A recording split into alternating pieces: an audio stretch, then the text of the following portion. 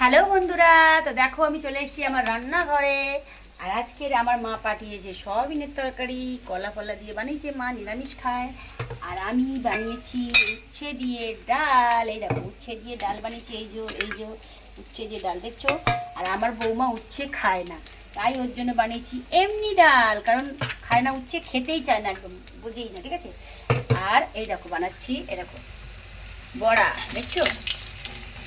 এটা কিসের বড়া জানো? এটা কাঁচকলা, তারপর তোমার আলু, একটু বেসন দিয়ে এই যে এরকম করে করে মানে বড়া বানাচ্ছি।